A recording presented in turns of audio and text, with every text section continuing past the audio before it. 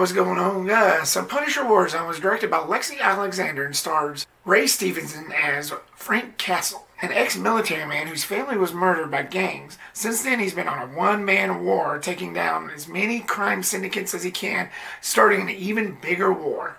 As you can tell, I've got my Punisher shirt right here for the occasion. It's been a while since I wore it, I'm sure you can tell. But I figured now is just as good a time as any.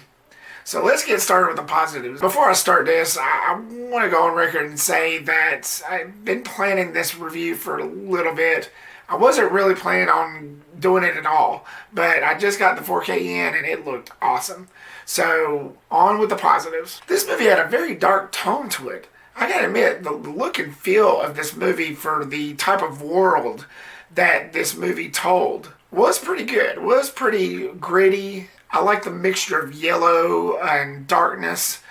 Like I say, it just fit perfectly for this world. It's as close to the Punisher as I would imagine. I never read the comic books. I've said it many times in my other past reviews when I would review a comic book movie. I've never been a comic book reader, but whenever I watch this movie, and this movie came out 12 years ago, so it's one of those that's long overdue, but I'm pretty sure nobody would care about, but still, I like talking about it. But the mixture of yellow and darkness gave it that reality that this world was telling, that this movie was telling about this world. Ray Stevenson as Frank Castle, aka the Punisher. If you would have asked me 12 years ago when this movie first came out, which one I like better, the Thomas Jane one or this one, Ray Stevenson?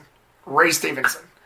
I thought he nailed it in this. But since then, the Punisher TV show on Netflix came out with Jon Bernthal. That just opened up a whole new world. Though I am still putting Ray Stevenson in the positive range for this movie. Now the series is completely different. Yeah, it's the same character, but it's a completely different. So I'm still going to put Ray Stevenson as a positive in this. Especially he triumphs over Thomas Jane. I'm sorry, I couldn't get into Thomas Jane's performance in the 2004 Punisher film. This one, Ray Stevenson pretty much kicked him out of the park. He showed good emotion. He showed great depth. He gave a pretty good performance. Stevenson is in my top four. First you got Dolph Lundgren that played the Punisher in 89, I believe. And then Thomas Jane in 04, Ray Stevenson in 08, and then Jon Bernthal. And I think Ray Stevenson is in my top four. The violence was awesome. When you go see a movie like The Punisher or watch the series The Punisher, you expect a lot of violence. You expect a lot of kills, a lot of shoot-em-ups, maybe an explosion here and there, though that didn't really happen that much in this film. It was made for a limited amount, but still, it was pretty decent. The visceral nature of this film and the kills and just the all-out brutalness pretty much is what turned me on to this version. You know, in the Thomas Jane version, all he did was just spy on the bad guys and set them up, which is fine, but it just was boring. I couldn't get into it. But yeah, this movie looked beautiful. It was beautifully well done. The kills looked really great visually. You could tell there was some CGI blood, which always looks really stupid. It looks really cheesy. I don't know why they choose to do that, but all they got to do is use like red dye or whatever the hell they use for horror movies, for blood in horror movies. Just do that. But again, it was pretty cool. And there was a little girl in this film that the Punisher felt like he had to protect, her and her mother. And I like the way they've added that in this, because not only does it show his humane side, but it gave him more focus on what he had to do. It was of grave importance. Him doing what he had to do, knowing that there was this other family out there, and it kind of reminded him of his own.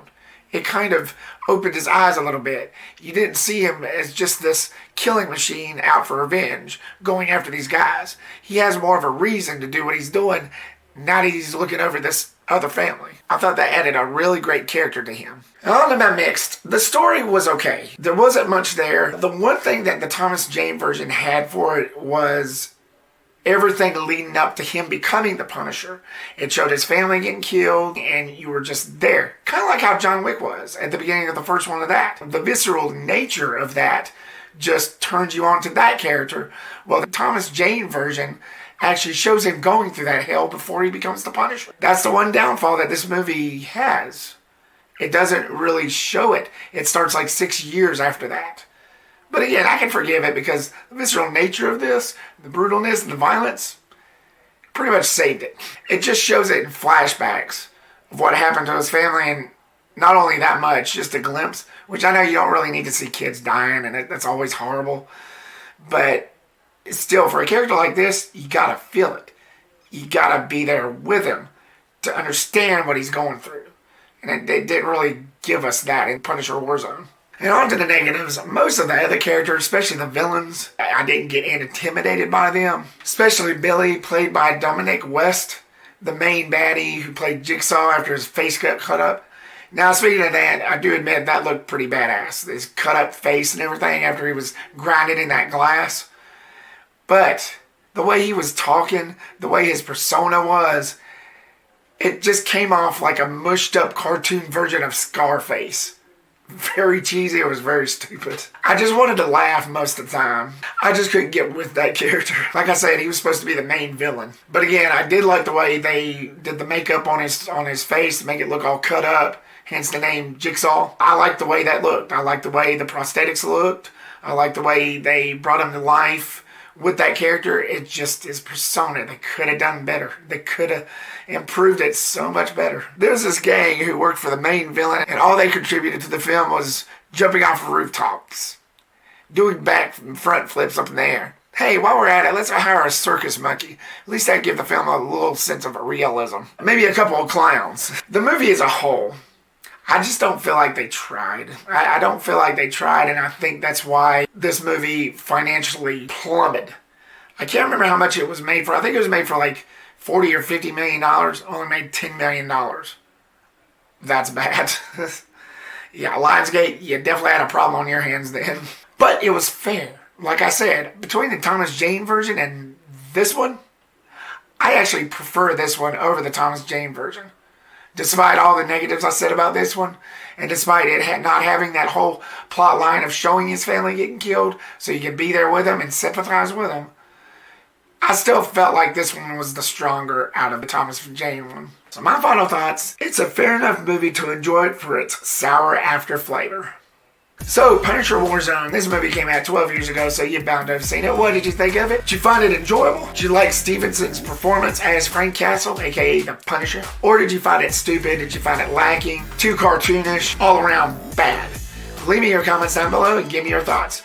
Thank you so much, guys, for watching this video. As always, like, subscribe, and comment, and look forward for more reviews and videos coming soon. Peace the rip out.